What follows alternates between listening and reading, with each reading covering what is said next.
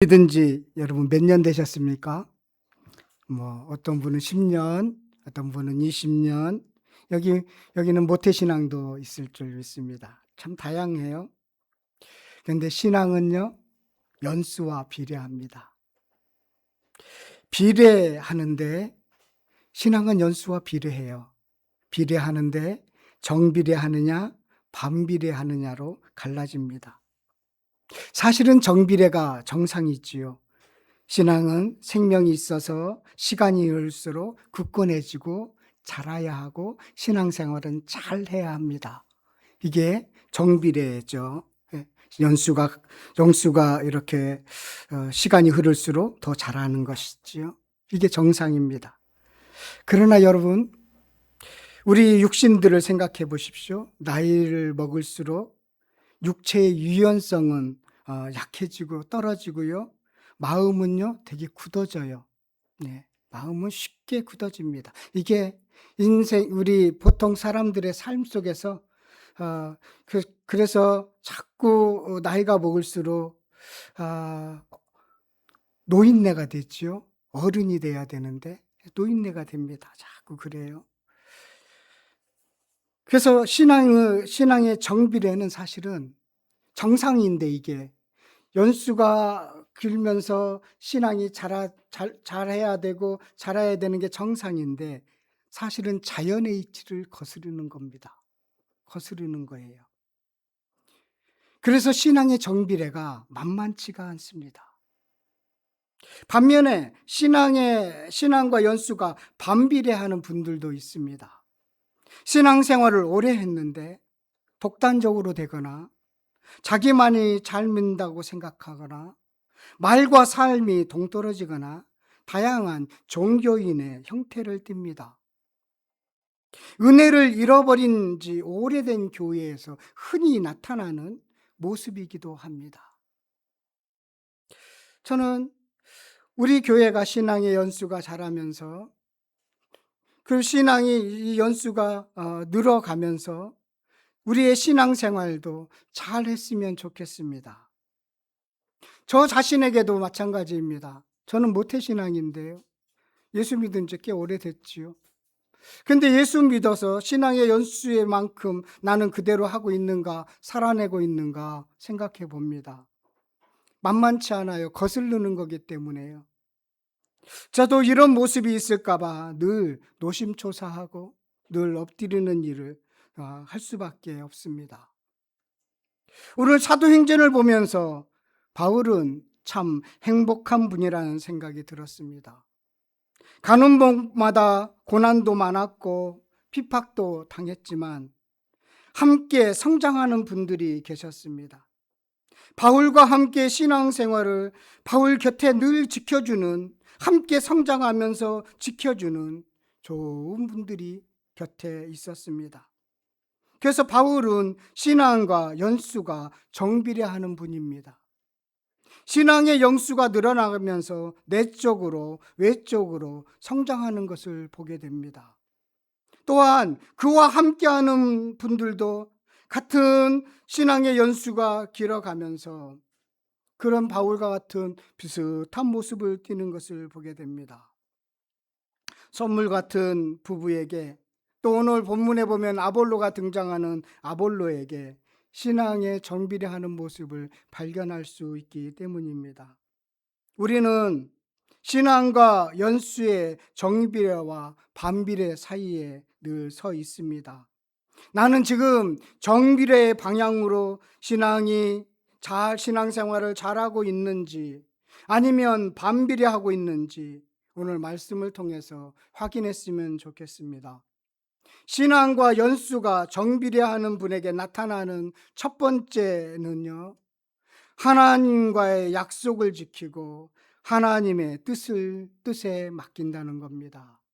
이게 신앙과 연수가 정비례한 분들에게 나타나는 첫 번째 모습이라고 할 수가 있겠습니다. 하나님과 한 약속을 지키고요, 그리고 하나님의 뜻에 맡기는 거예요. 자, 오늘 본문의 내용을 보세요. 바울이 그런 모습을 보여주고 있는데요. 갈리오 총독이 바울에 대한 판결을 한 후에 바울은 어떤 방해도 받지 않았습니다. 안정적으로 복음을 전하게 되었습니다. 그렇게 고린도에서 1년 6개월 동안 머물면서 교회를 세웠습니다. 1년 6개월 동안 열심히 전도해서 고린도 교회가 아주 많이 세워졌습니다. 가정교회들이 많이 세워지고 든든하게 세워져 갔습니다. 숫자도 많아졌습니다. 그래서 이제는 든든하게 세워졌구나라고 바울이 판단하고 2차 선교여행을 마무리하기로 작정을 했습니다. 그래서 자신을 파송한 수리아 교회, 수리아 안디옥 교회로 귀환하기 위해서 길을 나섰습니다. 그리고 나서 바울이 갱그리아 항구에 도착했을 때 머리를 깎았습니다. 머리를 깎았다. 삭발을 했다는 뜻이 아니라 머리를 단정하게 다듬었다는 의미입니다. 왜 갑자기 바울이 머리를 깎은 이야기가 여기서 나올까요? 돌아가는 길인데 이제 고린도 교회 사역을 어느 정도 정리하고 돌아가는 길인데 왜 이렇게 여기서 머리 깎는 이야기가 나올까? 생뚱맞지요. 바울이 율법에 충실했다는 뜻입니다. 바울은 고린도에 도착하면서 하나님께 나시린의 서원을 했습니다. 사무엘이나 성경에 보면 삼손이나 세례 요한 이런 분들은 나시린으로 평생을 살았습니다. 그런데 일반 사람이 나시린이 아닌 일반 사람이 서원을 하면 나시린 서원을 하면 그 서원 기간 동안 특정한 기간 동안 민수기 6장의 말씀처럼 그 나시린의 법에 따라서 포도주를 마시지 않고요. 그리고 머리를 깎지 않습니다. 바울이 고린도 교회에 와서 그런 서원을 했던 것 같습니다. 그래서 머리를 깎았다라는 것은 그렇게 하나님과의 한 약속을 그 서원을 끝냈다라는 의미입니다. 왜 바울이 이렇게 서원까지 하면서 고린도 교회에 이렇게 그 서원을 했을까요? 바울이 처음 도착했을 때 상황을 좀 생각하시면 알 수가 있습니다. 바울은 고린도에 도착해서 혼자 왔어요. 매우 두렵고 위축되었습니다.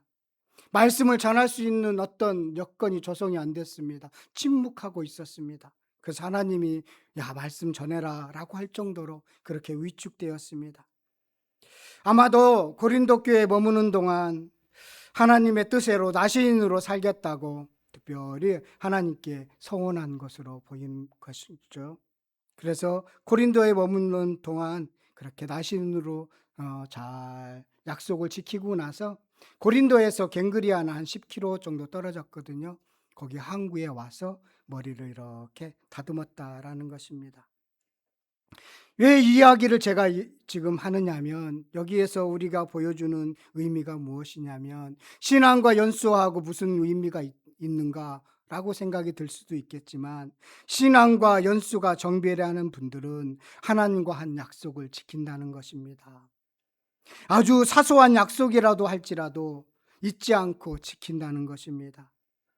우리는 위기를 넘어서면 병의 고침을 받으면 취업을 하면 사업이 잘 되면 그동안 어렵고 힘들 때는 하나님 뭐 하겠습니다. 뭐 하겠습니다. 그런 소원들을 합니다. 여기 잘 통과하면 하나님께 뭐 좀 해드리겠습니다. 그런 이야기들도 합니다. 그런데 그 약속을 쉽게 잊어버리는 경우가 많다는 것입니다. 야곱도 마찬가지죠. 야곱이 베델에서 하나님과 약속했습니다. 그런데 그 약속 소원 잃어버립니다. 하나님은 야곱에게 약속을 지켰지만 야곱은 약속을 잊고 딸이 성폭행을 당하는 끔찍한 일을 겪게 됩니다. 그런 후에 다시 베델로 올라와 참된 예배를 드리는 것을 보게 됩니다. 우리도 야곱처럼 위기를 넘어서면 약속을 잊는 경우가 많다는 거예요. 그런데 바울은 그 약속을 지킴으로써 신앙과 연수가 정비례함을 보여줬다는 것입니다.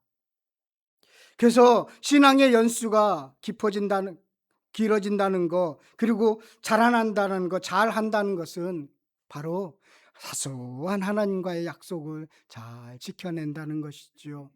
뿐만 아니라 사람과의 약속도 잘 지키는 사람이 되어야 된다는 것이지요. 그래야 신실한 사람이 되는 것이죠. 하나님은 신실한데 우리는 신실하지 않으면 신앙생활을 잘할 수가 없는 것이지요. 신앙이 잘할 수가 없는 것이지요. 신앙이 절대로 정비례로 나아갈 수가 없는 것이지요. 그래서 바울은 그 하나님과의 약속을 끝까지 잘 지켰구나라는 것을 알려줍니다. 또 하나는 바울은 그 사용하는 일상 언어가 달라졌습니다. 에베소에 도착한 바울은요, 회당에서 말씀을 가르쳤습니다. 그랬더니 여러 사람이 오래 머물기를 바랬어요. 바울은 20절에서 이렇게 말하죠. 우리 20절 한번 다 같이 읽었으면 좋겠습니다. 여러 사람이 더 오래 있기를 청하되 허락하지 아니하고, 사람의 요구에 끌려다니지 않았다라는 것입니다. 그리고 나서 거부하고 나서 얼마나 지금 사람들이 오래 있으면 좋겠습니다. 말씀 전해줬으면 좋겠습니다. 막 그렇게 요구하는데 그렇게 청하는 것을 거절하고 작별하여 이르되 만일 하나님의 뜻이면, 이렇게 하나님의 뜻이면 다시 만날 수 있겠습니다 라고 합니다. 중요한 것을 결정할 때 하나님의 뜻에 따르는 것입니다. 바울은 하나님의 뜻이면 돌아오겠다고 말합니다. 하나님의 뜻이라는 말이 참, 그런데 우리도 많이 사용하죠. 여러분들도 많이 사용하죠. 그런데 오해가 참 많이 있습니다. 특히 이 목사들이요, 이 하나님의 뜻이라는 단어를 말을 자주 사용하는데 좀 난처하고 애매한 대답을 해야 할 경우에 하나님의 뜻이면 하고 그렇게 쓸 때가 있습니다. 어쩌면 하나님의 뜻이라는 말을 빌려서 자기의 뜻을 이루려고 하는 경우가 많다는 것을 보게 됩니다. 저도 마찬가지지요. 바울은요, 목사들이, 우리 같이 저 같은 목사들이 그렇게 실수하는 것처럼 빠져나가기 위해서 말하는 것이 아닙니다. 기도하고 약속한 것입니다. 기도하고 약속한 거예요. 그래서 그런지 이후에 바울은요, 하나님의 뜻이라는 이 단어가 바울의 일상 언어가 되었습니다. 좀 곳곳에서 찾아볼 수가 있는데요. 고린도전서 4장 19절 20절에 보면 주께서 허락하시면 내가 너희에게 속히 나아가서 교만한 자들의 말이 아니라 오직 그의 능력을 알아보겠으니 하나님의 나라는 말에 있지 아니하고 오직 능력에 있습니다. 주께서 허락하시면, 하나님의 뜻이면 같은 의미지요. 그리고 나서 고린도전서 16장 7절에도 보면 이제는 지나는 길에 너희 보기를 원하지 아니하노니 만일 주께서 허락하시면 얼마 동안 너희와 함께 머물기를 바람이라. 주께서 허락하시면, 하나님의 뜻이면 머물겠습니다. 그렇게 고린도전서 전반부와 후반부의 인사에 그 모든 것을 담아내고 있음을 보게 됩니다. 로마서에서 보면 그 흔적들을 찾을 수가 있어요. 로마서 1장 10절에 보면 어떻게 하든지 이제 하나님의 뜻 안에서 너희에게로 나아갈 좋은 길을 얻기를 구하노라. 어떻게 하든지 가고 싶은 마음이 있어요. 로마에 가고 싶은 마음이 자기 마음속에 있습니다. 그런데 하나님의 뜻 안에서 하나님이 허락하지 않으면 못 가고 하나님이 허락하면 가겠습니다. 그런데 자신의 계획대로 아니라 그 죄수로 로마에 가게 되는, 하나님의 뜻에 의해서 가게 되는 것을 보게 되죠. 로마서 15장 32절에도 보면 나로 하나님의 뜻을 따라 기쁨으로 너희에게 나아가 너희와 함께 편히 쉬게 하라. 하나님의 뜻, 로마서 앞부분과 뒷부분 하나님의 뜻이라는 단어를 그렇게 일상 언어가 자신의 언어가 되어 있음을 보게 됩니다. 모든 계획은 세워놨지만 하나님의 뜻 안에서 이루어지기를 원합니다. 하나님이 허락하셔야 내가 갈 수 있고 하나님이 허락하지 않으면 내가 아무리 열심을 내도 갈 수 없지요. 그래서 바울의 시작과 끝이 바로 하나님의 뜻이라는 것으로 서 있음을 보게 됩니다. 그래서 하나님의 요구에 따라서 서기도 하고 또 가기도 하는 그런 순종의 사람이 되었다는 것입니다. 그러면 하나님의 뜻이란 무엇일까요? 우리도 많이 사용하잖아요. 지금 바울이 말하고 있는 그 하나님의 뜻은 무엇일까요? 하나님의 뜻은요, 자기의 유익을 위해서가 아닙니다. 손해보는 것을 선택하는 것이 하나님의 뜻입니다. 하나님의 뜻은요, 편안한 길이 아니에요. 좁은 길, 십자가의 길을 선택하는 것이 하나님의 뜻입니다. 그래서 하나님의 뜻을 따라서 가게 되면 믿음의 증거가 있고 말씀의 이루어짐을 보게 되는 것입니다. 그렇구나. 내 뜻이 아니라 하나님의 뜻이었구나. 하나님이 이것을 이루시기 위해서 막기도 하시고 열기도 하셨구나. 그래서 우리는요, 이미 하나님의 뜻을 알고 있어요. 하나님의 뜻을 여러분들에게 주셨어요. 예, 하나님의 뜻이 뭐라고요? 자기의 유익을 구하지 않고 십자가의 길을 갖고 좁은 길을 걸어가며 믿음의 순종을 보여주는 것이 하나님의 뜻입니다. 큰 의미에서 하나님의 뜻이에요. 하나님의 뜻을 이미 주었습니다, 우리에게. 그러면 우리에게 필요한 건 뭘까요? 하나님의 뜻에 순종할 수 있는 믿음 달라고. 이미 주신 그 하나님의 뜻에 확신을 가지고 나아갈 수 있게 해달라고. 그런 믿음 달라고 기도하는 것입니다. 편안하고 쉬운 길을 가려고 하니까 자꾸 하나님의 뜻 운운하면서 빠져나가려고 하는데 그것은 아니라는 것입니다. 그래서 오늘 바울의 일상 용어가 된 하나님의 뜻, 바로 이 정비례하는 사람들에게 아주 제대로 나타나는, 제대로 말하는 일상 용어가 되었다라는 것입니다. 바울은 신앙과 연수가 정비례했습니다. 약속을 지킴으로써 보여줬고요. 하나님의 뜻에 맡기고 순종함으로써 보여줬습니다. 몇 년 전만 해도 바울은 자기의 계획과 뜻이 앞섰습니다. 그 뜻이 이루어지는 것이 하나님의 뜻이라고 생각했습니다. 그런데 이제 변했습니다. 하나님의 뜻에 자기를 맞춰달라고 기도하고 행동했습니다. 이것이 신앙과 연수가 정비례하는 사람들에게 나타나는 모습이라는 거예요. 바울에서 찾아볼 수가 있습니다. 지금 이제 바울도 신앙생활 한 지 한 20년 정도 가까이 될 그런 시기입니다. 다메섹에서 예수님을 만나고 그렇게 선교여행, 지금 2차 선교여행을 이렇게 하는 한 20년 동안 바울도 많이 하나님의 뜻에 따라서 변하고 있구나라는 것을 볼 수가 있습니다. 두 번째로는 신앙과 연수가 정비례하는 분에게 나타나는 두 번째는요, 순례자의 인생을 살면서 섬기면서 가르칩니다.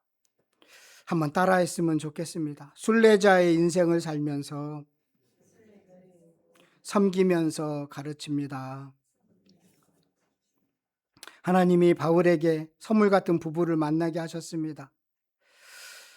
부부는 바울과 함께 고린도에서 동역했지요. 어느 날 바울이 에베소로 떠나고자 할 때 당신도 여기 브루스길라와 아굴라를 말하는 거예요.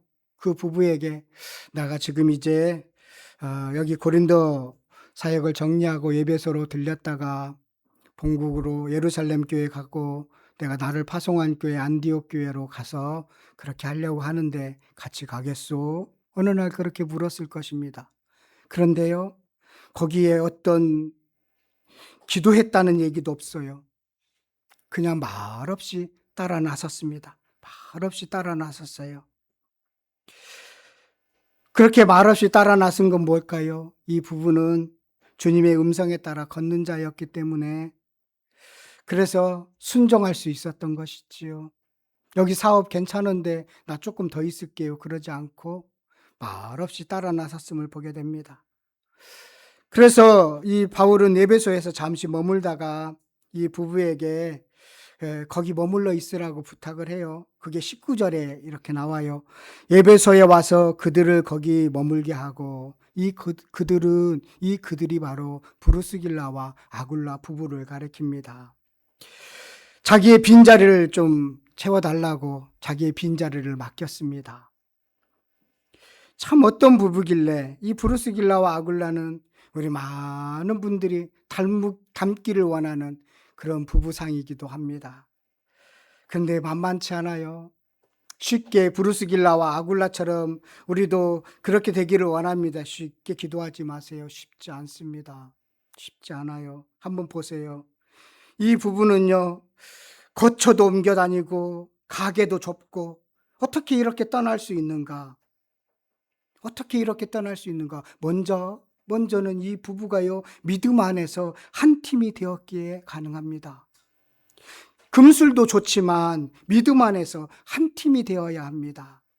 진리 안에서 부부가 되었기에 가능했던 것입니다.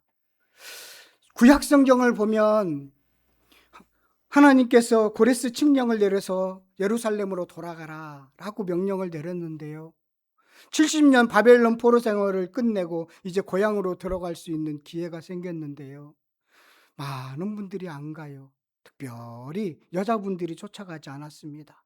남자분들은 헌신해갖고 한 2만 명 넘게 갔는데 여자분들이 쫓아가지 않아서 나중에 이걸로 문제가 생기는 걸 봅니다. 자, 그 진리 안에서 한 팀이 된다는 거, 그게 쉬운 일이 아니라는 것이지요. 말씀 안에서 하나가 될 때 진정한 부부가 되는 것입니다. 죽음이 갈라놓을 수 없는 부부가 되는 거예요. 여러분, 브루스길라와 아굴라는 그렇게 한 팀이 되었습니다. 이 땅에서요, 부부밖에 모르는 사람 많아요. 부부밖에 모르는 대표적인 인물이 누군 줄 아세요? 아합과 이세벨이에요. 예. 이세벨은요, 남편을 얼마나 극진하게 위했는지요, 남의 땅도 빼앗아 줄 정도예요. 부부밖에 모르는 그런 사람도 많지만 이 브루스길라와 아굴라는 진리 안에서 한 팀이 되었다는 것입니다. 부부밖에 모르는 사람이 아니라 소명을 발견한 부부입니다. 그래서 부부가 드림팀이 되었고 바울과 한 팀이 된 것입니다.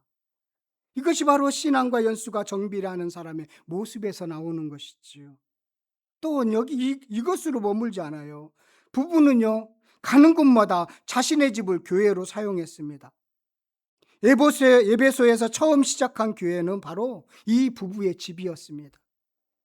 고린도 교인들에게 쓴 고린도전서 16장 9절에 보면 아시아의 교회들이 너에게 문안하고, 이 아시아는 에베소거든요. 문안하고 아굴라와 브리스가와 그 집에 있는 교회가 주 안에서 너희에게 간절히 문안하고, 예, 자기 집을 오픈해서 교회로 지금 세우고 있는 거예요.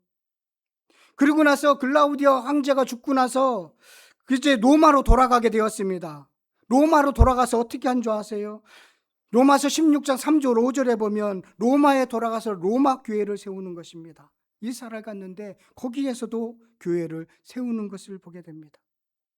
그리고 나서 다시 에베소로 와요. 국제적으로 놀지요. 그리고 나서 바울이 두 번째 감옥에 투옥되었을 때 에베소에서 사역하고 있는 디모데에게 쓴 편지를 보면요, 디모데후서 4장 19절에 브루스길라와 아굴라와 및 오네시모로 집에 문안하라. 그는 로마를 떠나서 에베소에 돌아와서 거기에서 집을 또 개방해서 교회를 세우고 있음을 보게 됩니다. 가는 곳마다 자신의 집을 오픈하고 교회로 사용하는 부부. 그 부부는 하나님께서도 또 사업적으로도 잘 해주셨습니다. 그래서 그들의 사업은 성공을 위한 것이 아니라 축복의 통로로 늘 쓰임받기를 원했던 것이지요. 축적이 아니라 나눔이었습니다. 그래서 브루스길라와 아굴라는 한 팀이 되었는데 세상에 속박되지 않는, 어떤 것에도 속박되지 않는 한 팀이 되었습니다. 그래서 신앙과 연수가 정비례하게 되는 것입니다. 삶으로, 말로 가르치는 사람이 되었다는 것이에요. 같은 시선을 가지고 같은 방향을 향해서 걸어갈 때 신앙과 연수가 정비례하는 것을 보게 됩니다. 이런 부부 되십시오. 이런 부부 되시자. 예. 전도하셔서 이런 부부 되십시오. 예. 그런 부부가 되시기를 간절히 바라겠습니다. 신앙과 연수가 정비례한 분에게 나타나는 세 번째는요, 겸손히 배웁니다. 아볼로와 이제 부부, 이 브루스길라 아굴라 이야기가 나오는데요. 예, 이 아볼로가 등장합니다. 아볼로는 알렉산드리아 출신이라고 소개하고 있습니다. 언변이 좋다라고 표현하고 있죠. 한번 볼까요? 24절 우리 다 같이 24절, 25절 이 아볼로를 소개하는 분의 말씀 함께 읽겠습니다. 알렉산드리아에서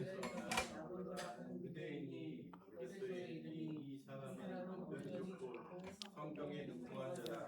그가 이들에게 죄도 배워 심으로 예수에 관한 것을 자세히 말하며 가르치나 요한에게만 알다르니라.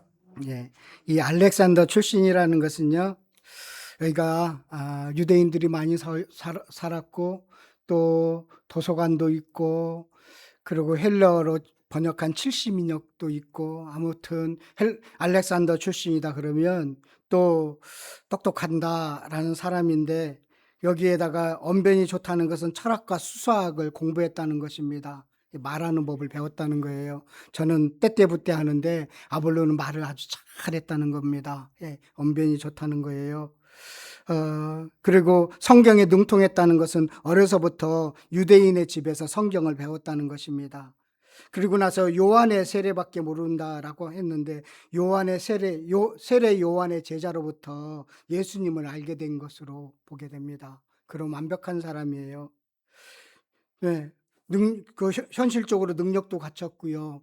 그리고 성경에 대해서도 능통한 사람입니다. 이 사람이 어떻게 해서 에베소로 왔는지 모르겠지만 에베소에 와서 말씀을 가르치고 있는 것입니다. 말씀을 가르치는데 아주 열심히 가르칩니다. 열심히 열정적으로 말씀을 가르쳐요. 그런데 이 회당에서 말씀을 이렇게 가르치는데 어느 날 이 브루스길라와 아굴라가 아볼로가 가르치는 그 회당에 참석하게 되었습니다.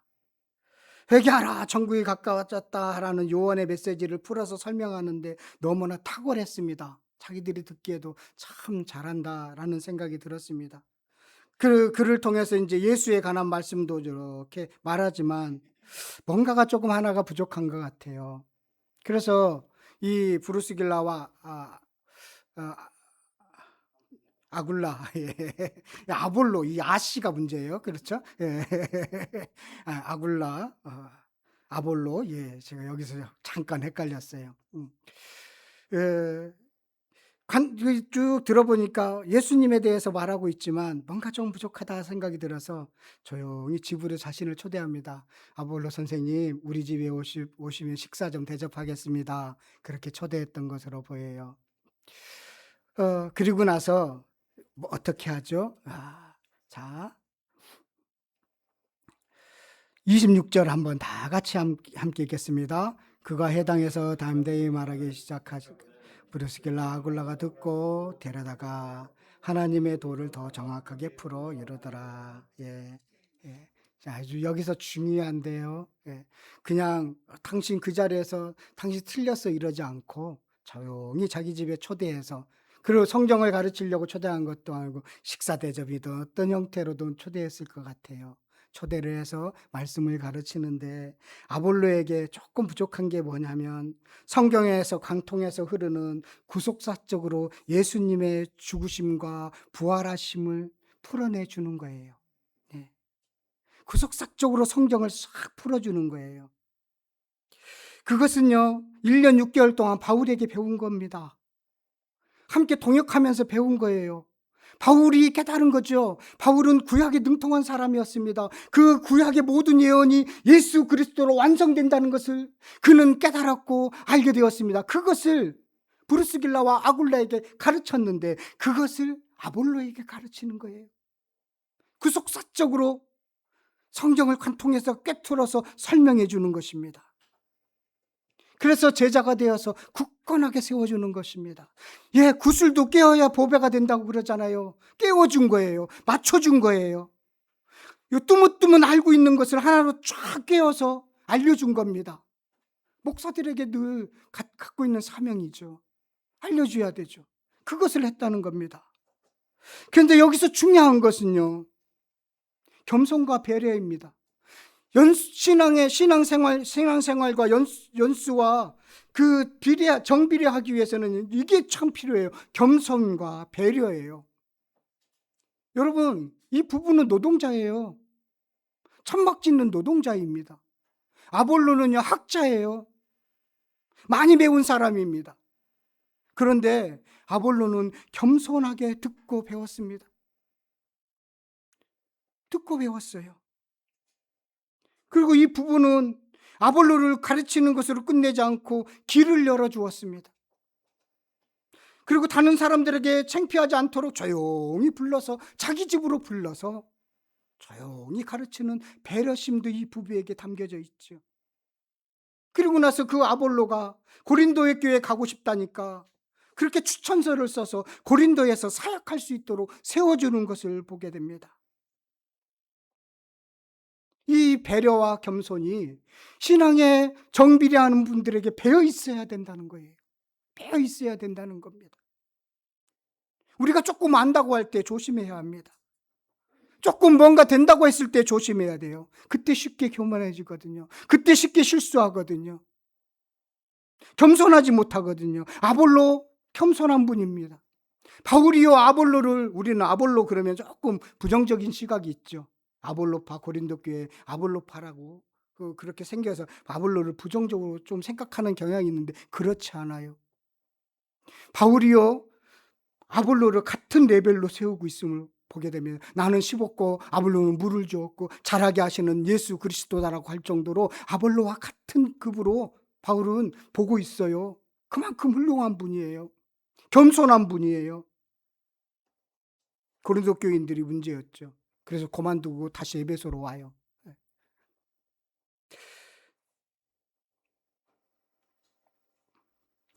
왜냐하면 여러분 조금 안다고 할 때 그 지식이 신앙의 성장을 막습니다. 겸손할 때 계속적으로 공부하는 거예요. 계속적으로 기도하는 겁니다.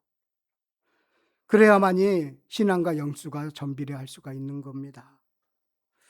오늘 사도행전 여기 23절을 보면 얼마 있다가 떠나 갈라디아와 부르기아 땅을 차례로 다니며 라고 이렇게 나오죠. 여기서 얼마 있다가라는 것은요. 여기서 얼마 있다가라는 것이 안디옥 교회에서 얼마 있다가라는 것입니다. 23절이 갈라디아서 부르기아 땅을 두루 다니며 한 것이 3차 선교여행의 시작점입니다.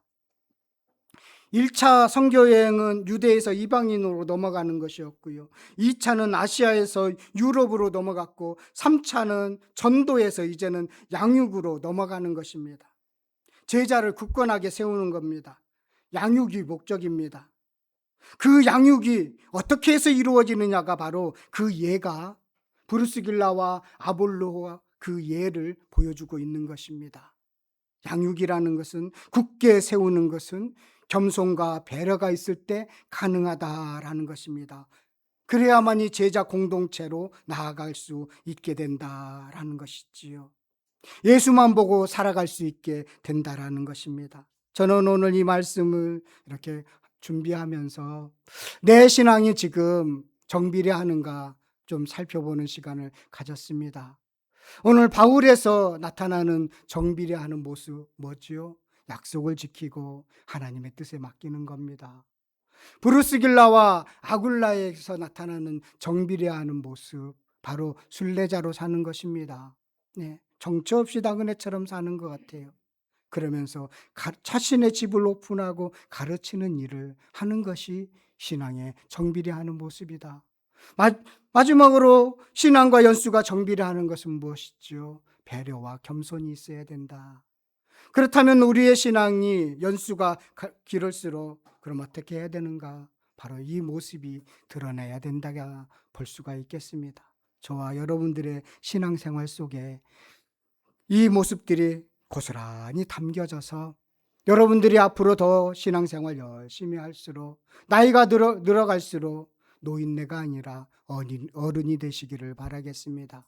신앙 깊은 어른은 존경하게 되어 있지요.